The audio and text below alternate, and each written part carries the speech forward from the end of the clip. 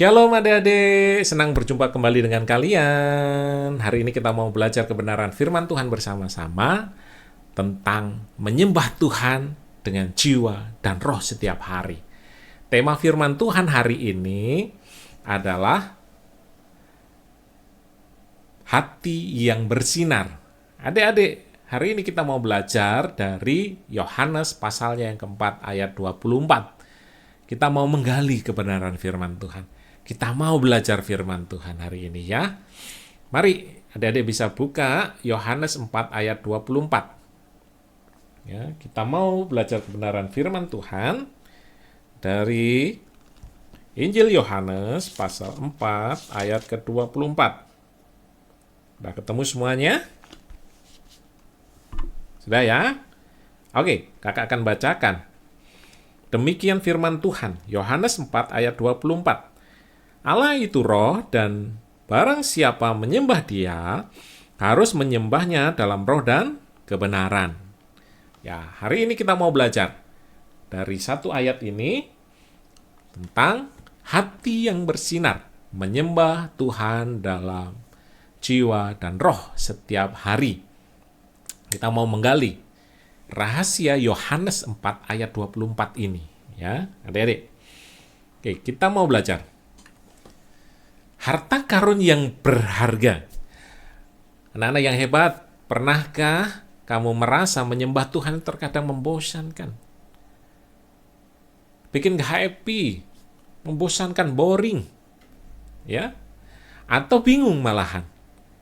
Apakah benar-benar Tuhan dengar ya doa kita?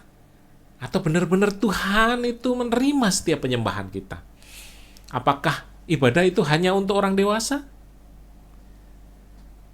Atau mungkin anak-anak bisa nggak ya beribadah kepada Tuhan?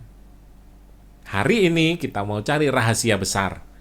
Bagaimana cara menyembah Tuhan yang benar-benar membuat hati kita, bahkan hatinya Tuhan, sangat senang. Kita mau belajar dari kebenaran firman Tuhan ini. Dari Yohanes pasal 4 ayat 24 tadi. Bahwa Allah itu roh. Barang siapa yang menyembah, dia harus menyembah dalam roh dan kebenaran. Kita mau cari rahasia itu.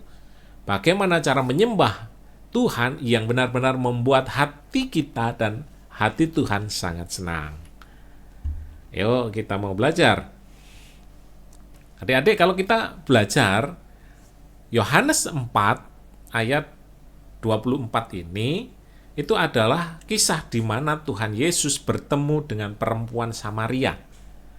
Ya, di mana dari pertemuan ini ada hal yang diubahkan, yaitu perempuan Samaria akhirnya memahami bagaimana cara menyembah Tuhan, bagaimana menyembah Tuhan yang benar itu. Ya, di situ Tuhan Yesus bercakap-cakap dengan perempuan Samaria. Kalau kita belajar dan akhirnya dari perempuan Samaria ini, dia bisa menjadi penginjil yang pertama. Perempuan Samaria ini dia mengabarkan bahwa Yesus Kristus itulah sang juru selamat. Ya. Perempuan Samaria ini ngobrol sama Tuhan Yesus. Perempuan Samaria ini menyampaikan kalau beribadah itu harus di gunung atau di Yerusalem. Ya. Perempuan Samaria ini berpikir bahwa ibadah itu soal tempat. Kalau nggak di tempat itu berarti nggak beribadah. Bisa di gunung.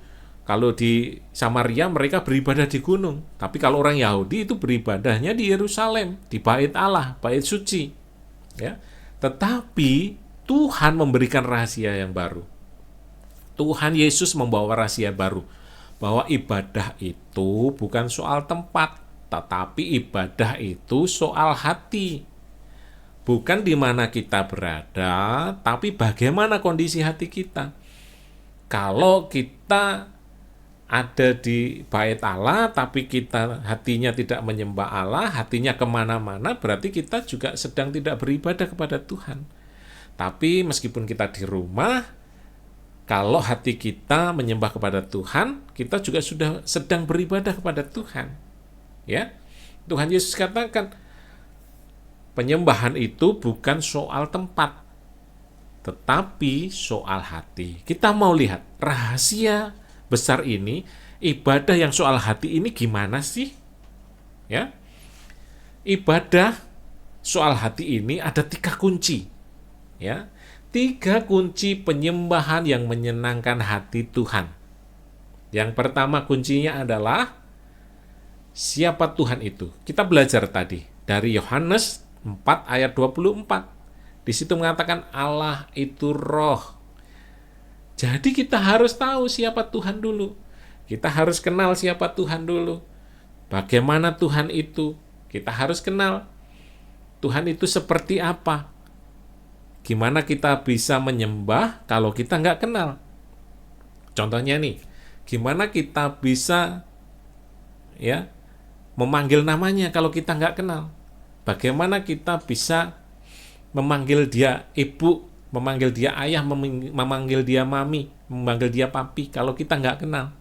Ya, makanya kita kenal dulu. Seperti juga Tuhan. Dikatakan di Yohanes 4 ayat 24 bahwa Allah itu roh. Jadi roh adanya. Ya, jadi Allah itu roh, makanya kita harus kenal. Kunci yang kedua. Kunci yang kedua adalah sikap hati kita. Menyembah itu bukan soal tempat, tapi soal hati. Menyembah itu dalam roh, karena Allah itu roh, ya kan? Tadi dikatakan Allah itu roh. Makanya Yohanes 4 ayat 24 mengatakan Allah itu roh, barang siapa menyembah dia harus menyembah dalam roh. Ini poin kedua, ya, kunci kedua, bahwa kita menyembah itu dalam roh, bukan soal tempat. Terus kunci yang ketiga apa?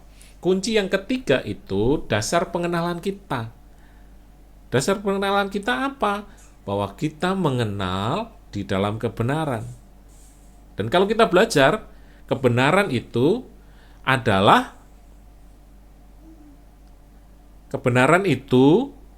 firman Tuhan, Alkitab. Kita bisa belajar firman Tuhan untuk mengenal Tuhan, ya.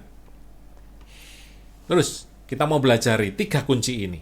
3 kunci ini yang pertama tadi, Allah itu roh. Itu seperti angin atau sinyal wifi, ya. Sinyal wifi. Allah itu seperti angin, dimanapun nggak ada tempat yang tidak ada angin, kecuali itu kedap, ya, kedap angin, kedap udara, ya. Tuhan itu maha hadir, lebih daripada angin dan sinyal wifi. Di mana-mana itu ada Tuhan, ya. Nggak peduli itu ada di rumah, di sekolah, di taman bermain, Tuhan selalu ada. Tuhan itu tidak bisa dibatasi fisik karena Allah itu roh tadi dikatakan. Ya. Jadi Tuhan tidak punya batas fisik, tidak hanya tinggal di gereja saja. Kita tidak bisa melihat Tuhan, tapi Dia selalu ada bersama kita. Baik di kamar, baik di sekolah, baik di taman bermain. Makanya kenapa kita perlu ajak Tuhan untuk melakukan hal-hal baik setiap hari. Ya. Adik-adik, jadi kita harus tahu bahwa Allah itu maha hadir, omnipresence. Allah maha hadir, bukan cuman sekedar Allah yang jauh di surga, bukan cuman sekedar Allah yang tinggal jauh di dalam surga, tapi Allah yang dekat, ya, imanen. Allah yang dekat dengan ciptaannya, Allah yang tidak pernah meninggalkan ciptaannya, karena Dia Allah yang maha hadir. Ya. Ini kita juga belajar bahwa Allah itu benar-benar Allah yang maha kuasa. Allah yang tidak bisa dibatasi oleh ruang dan waktu. Allah yang spiritual. Allah itu roh, tidak bisa dibatasi oleh ruang dan waktu, ya. Jadi Allah itu benar-benar maha hadir dimanapun, tidak ada tempat yang tidak ada Allah. Ya. Baik dimanapun kita berada, tetap ada Allah, tetap ada Tuhan. Makanya ada pujian mengatakan apa? Hati-hati gunakan tanganmu. Hati-hati gunakan tanganmu. Karena Bapa di surga, iya Bapa di surga melihat ke bawah. Tapi sebenarnya bukan Bapa cuma di surga saja, tapi ada Roh Kudus dalam hidup kita. Jadi Allah bukan cuma ada di surga, tapi ada di dalam hidup manusia. Ada di dunia, di seluruh ciptaannya. Karena Dia maha hadir. Tidak bisa dibatasi ruang dan waktu. Itu kunci yang pertama. Kunci yang kedua, menyembah dalam roh. Ini bicara soal hati. Kunci yang kedua, hati yang penuh kasih. Menyembah itu bukan cuma sekedar nyanyi, bukan sekedar menari saja, ya. Bukan sekedar hanya gerak badan, angkat tangan, lipat tangan, kita lompat-lompat, bukan hanya sekedar itu. Tapi seperti memeluk mama dan papa, memeluk ayah dan ibu dengan hati yang penuh sayang, penuh kasih. Tuhan paling suka kalau kita menyembahnya dengan hati yang tulus dan gembira. Bukan soal tempat saja, tetapi lebih kepada soal hati. Ya, soal hati yang tulus dan gembira. Jadi adik-adik, ibadah yang sejati itu keluar dari hati yang sudah mengerti, sudah menerima anugerah, yang sudah dihidupkan kembali oleh anugerah. Bukan cuma sekedar tradisi ritual yang kosong. Bukan cuma sekedar kebiasaan beribadah, enggak. Tetapi ibadah yang sejati adalah ibadah yang lahir dari hati. Lahir dari hati yang mengenal, lahir dari hati yang tahu bahwa Tuhan mengasihi. Lahir dari hati yang penuh dengan kasih.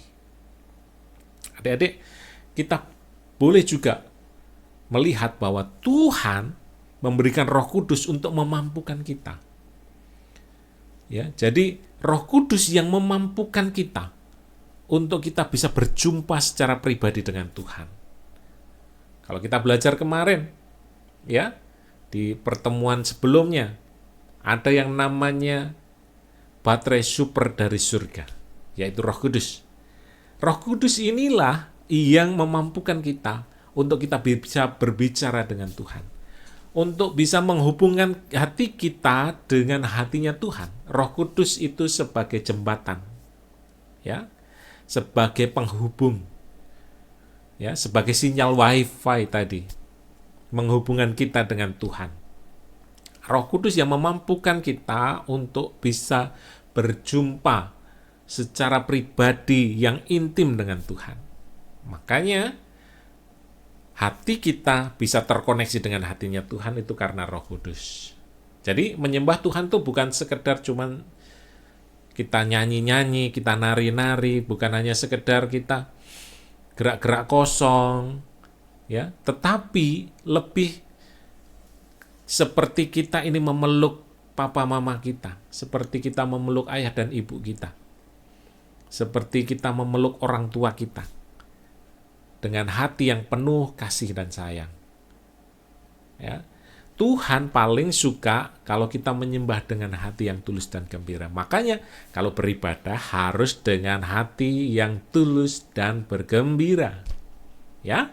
Jangan dengan terpaksa. Jangan dengan muka yang bersungut-sungut. Diam saja, nggak mau nyanyi. Ya. Jangan seperti itu, tapi dengan hati yang penuh dengan tulus dan bergembira. Makanya kenapa kalau kita di ibadah-ibadah sekolah minggu, ibadah anak, kita diajak, ayo bersukacita, agar kita bisa memberikan yang terbaik buat Tuhan. Karena menyembah dalam roh itu artinya hati yang penuh dengan kasih. Ya.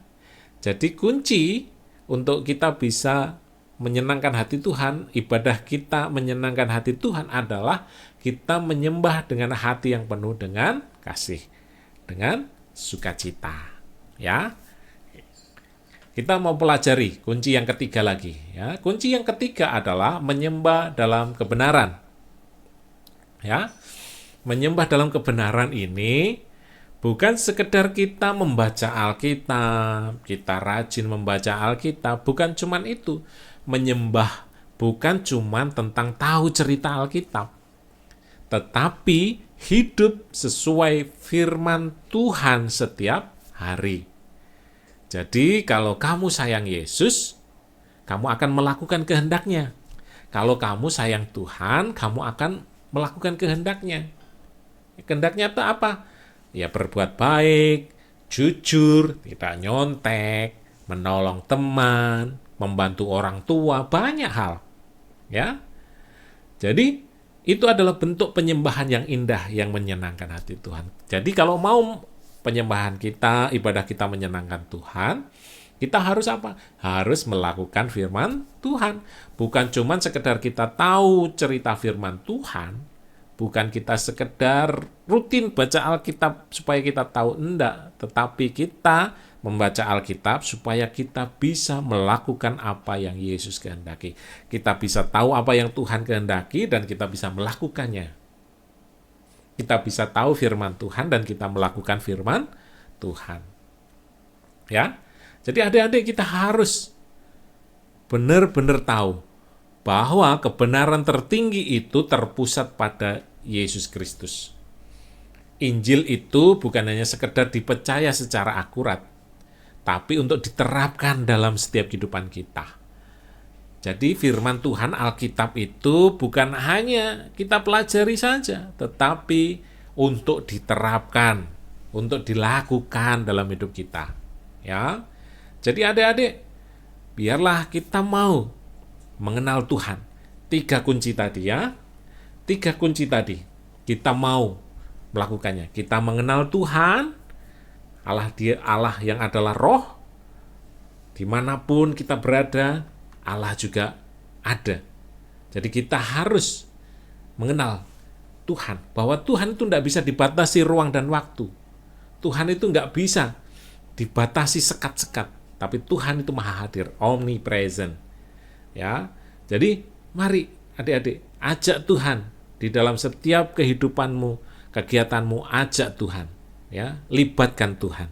Terus kita menyembah Tuhan di dalam roh, hati yang penuh dengan kasih. Bukan bicara tempat, tapi hati kita. Tuhan paling senang kalau kita menyembah dengan hati yang tulus dan gembira, tidak bersungut-sungut. Ya. Ibadah itu bukan satu kewajiban, tapi kesenangan. Ya. Terus menyembah dalam apa? Dalam kebenaran. Kita bukan cuma tahu cerita Alkitab, tapi kita melakukannya dalam hidup kita. Ya. Melakukannya contohnya apa? Berbuat baik, jujur, menolong teman. Oke, kita mau lihat mitos dan kebenarannya. Kalau tadi kita melihat bahwa mitosnya ibadah itu hanya dilakukan di gereja, di gedung gereja. Tapi fakta dan kebenarannya adalah ibadah bisa di mana saja, kapan saja, ya, di kamar, di sekolah, di taman, dimanapun kita berada kita bisa beribadah kepada Tuhan. Ya, terus mitosnya lagi ibadah yang benar hanya untuk orang dewasa, enggak, untuk semua usia. Fakta kebenarannya, ibadah itu untuk semua usia. Ya, katakan ibadah untuk semua usia. Jadi, anak-anak hebat bisa beribadah? Bisa.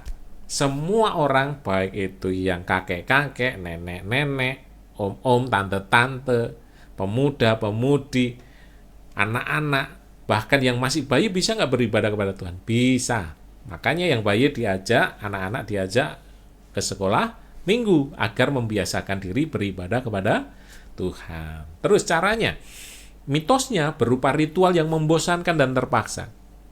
Tapi faktanya dan kebenarannya adalah hubungan yang tulus, bergembira dan penuh kasih. Kita sudah belajar tadi, Tuhan disenangkan kalau kita menyembah dengan hati yang tulus dan gembira, penuh kasih. Terus aksinya hanya sebatas bernyanyi dan melipat tangan. Tetapi faktanya dan kebenarannya adalah berbuat baik, jujur, menolong sesama, ya, membantu orang tua, itu juga merupakan ibadah. Bukan hanya sekedar kita datang bernyanyi, haleluya, haleluya, enggak. Melipat tangan, enggak. Tetapi berbuat baik pun, apapun yang kita kerjakan, itu bisa menjadi ibadah yang menyenangkan Tuhan. Karena apa? Karena kembali lagi di poin yang kedua, bahwa Tuhan disenangkan dengan ibadah hati yang tulus dan bergembira. Oke, kabar baiknya. Kabar baiknya, terkadang kita mikir, aduh kalau ibadah seperti itu membosankan, capek dong, harus berbuat baik terus. No. Jadi adik-adik, Tuhan Yesus sudah buka jalan buat kita. Ketika Tuhan mati di kayu salib, Tuhan buka jalan. Ya, Tuhan naik ke surga, Tuhan berikan Roh Kudus-Nya memenuhi hidup kita. Setiap orang yang percaya Yesus Kristus sebagai Tuhan dan Juru Selamat, diberikan Roh Kudus dalam hidupnya. Dan Roh Kudus ini yang bisa membuat kita menyembah dengan sukacita. Roh Kudus yang memampukan kita untuk kita bisa menjadi penyembah-penyembah yang berkenan di hadapan Tuhan. Kita nggak perlu lagi berusaha keras menjadi anak yang sempurna sendiri. Karena ada Tuhan, Yesus yang sudah mati dan bangkit. Tuhan membuka jalan. Roh Kudus datang di hati kita, memberi kita kekuatan ekstra untuk menyembah Tuhan dengan sukacita dan kebenaran setiap hari. Kalau kita jatuh, kita nggak kuat, kita capek, kita bisa datang kepada Tuhan. Tuhan, tolong bantu aku, agar aku bisa menyembah Tuhan. Agar aku bisa menyembah Tuhan dengan sukacita dan kebenaran, agar aku bisa melakukan firman Tuhan setiap hari. Ya, jadi adik-adik, faktanya, jadilah penyembah yang benar, penyembah yang bersinar hatinya. Tuhan tidak mencari penyembah yang sempurna. Ingat ya, tetapi penyembah yang tulus hati. Ingat pesan kasih hari ini, Tuhan tidak mencari penyembah yang sempurna, tetapi penyembah yang tulus hati. Menyembah Tuhan itu bukan bicara soal kita datang ke gereja saja. Tapi menyembah Tuhan itu adalah cara hidup. Ya. Mari kita berjanji untuk mengenal Yesus lebih lagi dan membiarkan Roh Kudus memimpin hati kita sehingga kita menjadi berkat dimanapun kita berada. Itulah penyembahan yang menyenangkan hati Tuhan. Itulah penyembahan yang sejati yang lahir dari hati. Kiranya menjadi berkat buat kita semua. Mari adik-adik lipat tangannya, tutup matanya, kita mau berdoa kepada Tuhan. Kami bersyukur Bapa, kalau hari ini kami belajar tentang kebenaran firman Tuhan, menjadi pribadi-pribadi yang beribadah kepada Tuhan, yang menyenangkan hati Tuhan. Kami bersyukur, kiranya berkati firman-Mu, agar firman-Mu boleh kami kerjakan dalam setiap kehidupan kami. Kami juga berdoa Tuhan untuk setiap kami yang ada dalam pergumulan, Tuhan yang tolong, Tuhan yang memberkati, Tuhan yang menyertai. Tuhan memberkati orang tua kami semuanya ya Tuhan, jamah berkati. Terpujilah nama-Mu, biarlah kami boleh bersama-sama dengan orang tua kami boleh beribadah kepada Tuhan, beribadah yang menyenangkan hati Tuhan, dan hati kami boleh bersinar, menyembah Tuhan dalam jiwa dan roh. Kami berdoa ya Bapa, kiranya Tuhan mampukan kami, Roh Kudus tolong kami, beri kami kemampuan untuk kami boleh beribadah kepada Tuhan dengan baik dan benar. Kami boleh mengenal Tuhan dan melakukan firman-Mu dalam kehidupan kami. Terpujilah nama Tuhan, jamah berkati juga setiap orang tua kami. Terpujilah nama-Mu, kami menyerahkan ya Tuhan setiap kehidupan kami dalam tangan-Mu. Dalam nama Tuhan Yesus Kristus yang terima berkat firman Tuhan bersama katakan, amin. Tuhan memberkati adik-adik. Sampai berjumpa di renungan berikutnya. Kiranya hari ini kita mau menjalani hari-hari kita dan beribadah kepada Tuhan.